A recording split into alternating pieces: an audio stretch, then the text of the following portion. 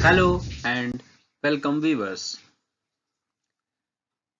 As you all know, my name is Gazanfar Ali and I will be explaining topic Internet Basics for class 10th.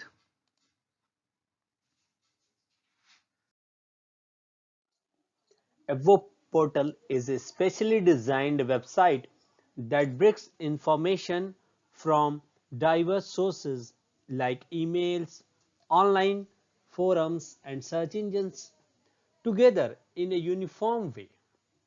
Each information source gets its dedicated area on the page for displaying information that is called portlet. Often, the user can configure which ones to display.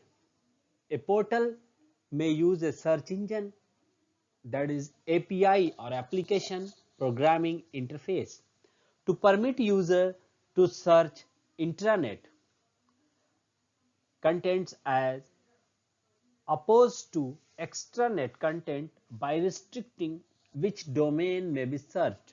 So you can understand it is actually various services are brought up together at a single place where you can access them with one click. Now let's understand the difference between website and web portal. Let's see what is a website. A website is a collection of related web pages containing images, videos, etc. It requires focused and personalized information. Location on internet publicly accessible with a unique URL, that is its web address. It don't require any login, ID and password, and anyone can freely visit and see the content of a website. And the content does not change by different individuals or the person who is visiting a website. Now let's see the web portal. A web portal is a gateway to wide range of internet services, as I have told. It contains a general information for wide range of users of different interest or choice. A private location on the internet, it can be accessible with a unique URL, but username and password is required to access a web portal. That's why every user has to log in if it is available with him. Only the member of the web portal who was authorized the access through some authentication method like password etc. can see the content of web portal. It is not open for everybody. The dynamic contents are available on web portal and they are changing very frequently. Let's understand a structural element of a web page. At the top here you are having title bar which displays the title of a page. Then next part here you can see this line. This is menu or navigational link that are hyperlink used to move between the link pages of a website. This portion is called header area. This contains the company and logo, relevant text, search boxes, etc. Then is the content area. It contains the main content of a page. The last one is footer area.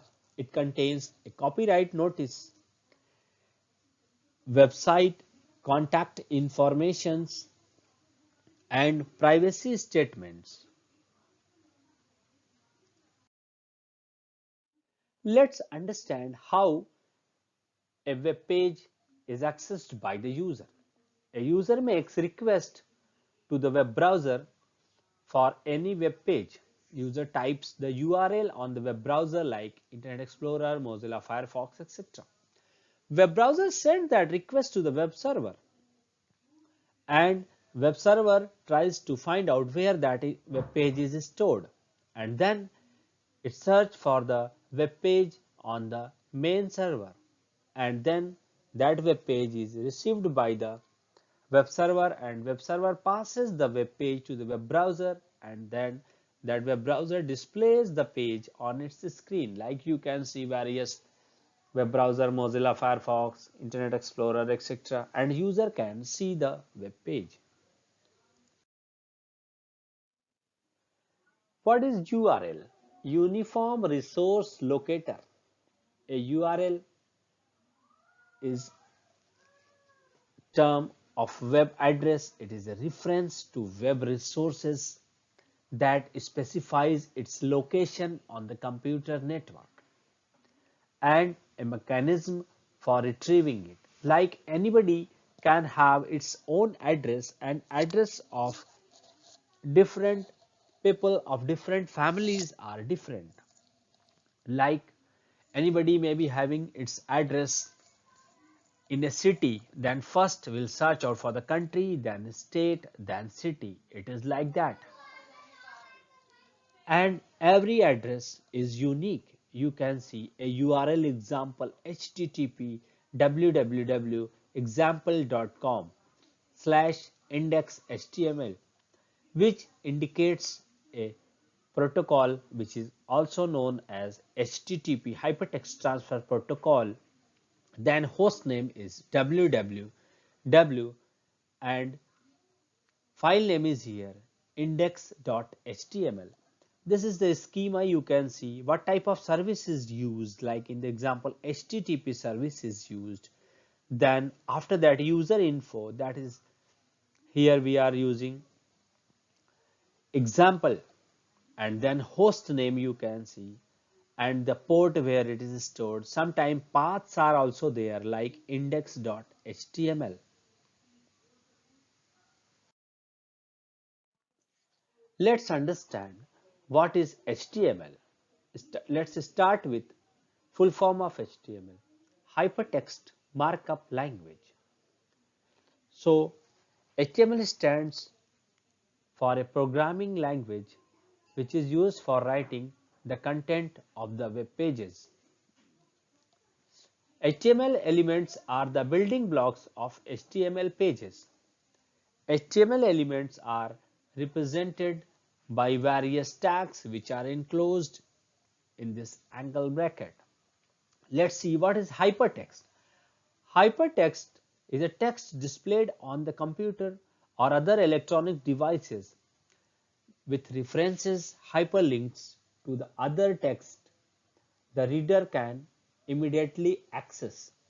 So hypertext are like a normal text, but some hidden links are there within the hypertext which can connect it to the next image or next audio or to the next web page. Markup refers to the sequence of characters or other symbols that you insert at certain places in a text or word processing file to indicate how the file should look when it is printed or displayed. It is a type of coding. It's also known as tags.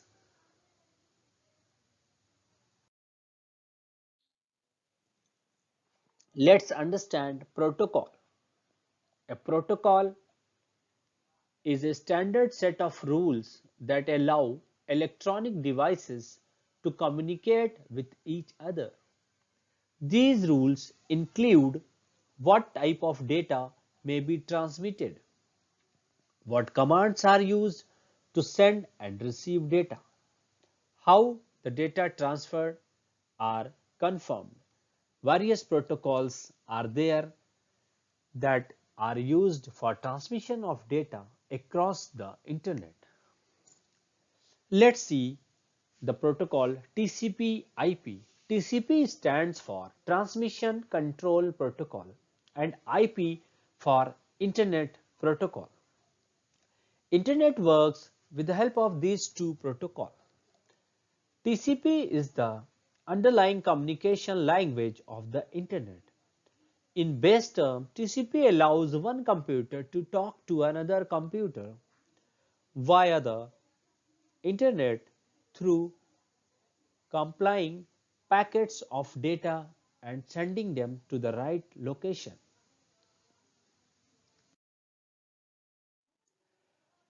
As indicated in the name, there are two layers to TCP/IP.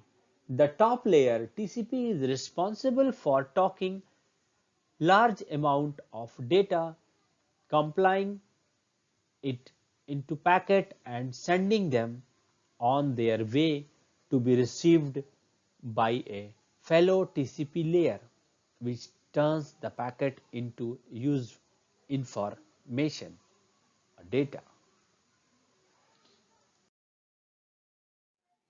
The bottom layer IP is the locational aspect of the pair, allowing the packets of the information to be sent and receive the packet to correct location.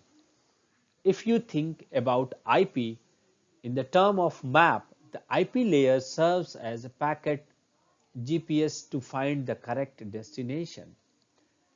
Much like a car driving on a highway, each packet passes through the gateway, computer science on the road, which serve to forward the packet to the right destination. Here in the example you can see and you will understand easily again the working with this figure. Two computers are there, sender computer and receiver computer. Sender computer sends the data which passes through different routers and reaches to the recipient computer. Now let's see the role of TCP. TCP breaks the large amount of packet into small data, and the large data is divided into small packets. Every packet is given a packet number and packets are normally of fixed size. The address of sender and receiver are also added to the packet. And when the packet is sent to the network through the router, it reaches to the TCP. Now, when the packets are sent from the sender, the responsible of IP is responsible. IP is responsible for making the packet reach to the proper destination to the correct receiver. IP takes care that receiver receive all the packets. Every packet is having a unique packet number. Whenever any packet is missing or gets corrupt, then IP protocol requests sender to resend the packet again to the recipient. At the recipient end again, there is a TCP layer which again collects all the packets which are transmitted from sender to receiver, and again it arranges the packet in the same sequence as it was divided with the help of packet number on the packet, and it provides arranged complete information to the recipient. So TCP works at sender and receiver end, IP works in between from sender to receiver.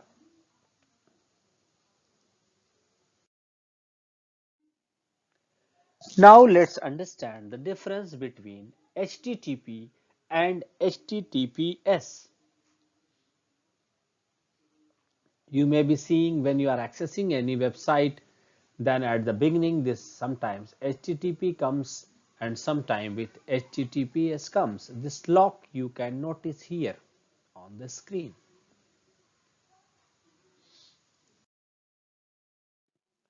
The difference between HTTP and HTTPS. HTTP is a hypertext transfer protocol, but HTTPS is a hypertext transfer protocol with secure. It is not secure. HTTPS is secure and reliable. HTTP URL begins with HTTP and HTTPS URL begins with HTTPS. It uses port number 80 by default and it uses port number 443 by default. It is subject to man in the middle and eavesdropping attacks, but HTTPS is designed to withstand such attacks. It considered secure against such attack.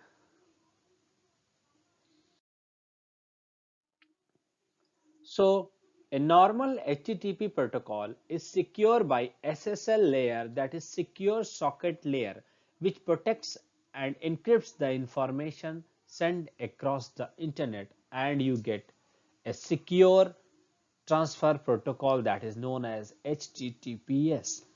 HTTPS make it harder for the hackers to break the connection and steal personal banking information, credit card detail, bank password, address, etc. HTTPS helps further to protect the privacy of the person who is using that particular protocol. So you can say HTTP is a common version and HTTPS is an advanced secure version of HTTP with additional layer, that is SSL. Now let's understand what is a blog. Blog is a regularly updated website or web page. It can either be used for personal or fulfill a business need. Unlike a website, a blog, formerly known as weblog, needs to be updated regularly and allows you to engage with your site visitor. Let's understand the structure of a blog. Every blog has a header with a menu or navigation bar. Every blog also has a main content where the latest blogs are posted. It also has sidebar with social profile, favorite content, or call any action. It also has footer with relevant links like a privacy policy, contact page, etc. Now I will tell you why blogging is so popular.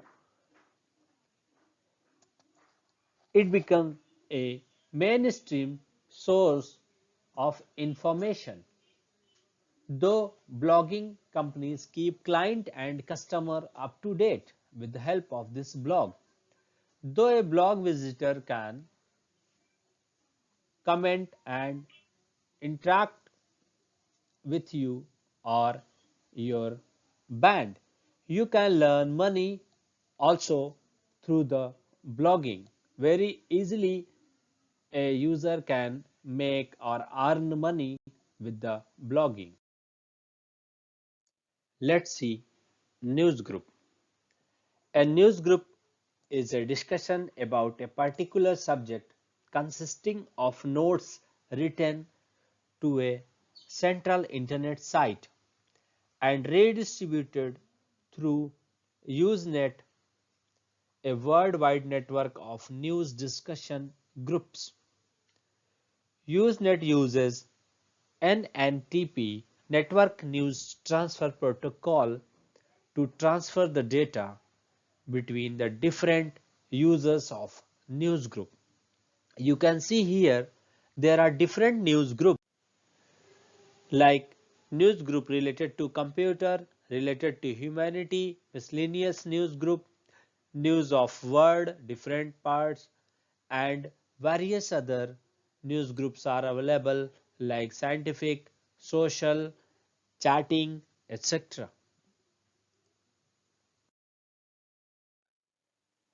Let's see how a news group works.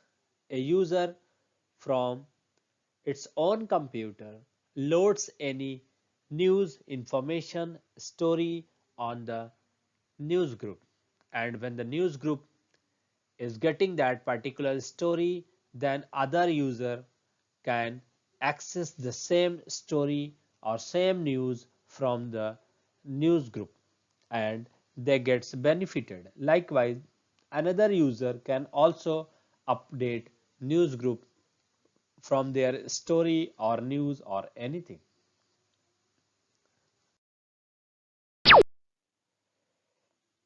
Thank you for watching. Hope you enjoyed learning. See you in the next lesson. Till then, bye bye.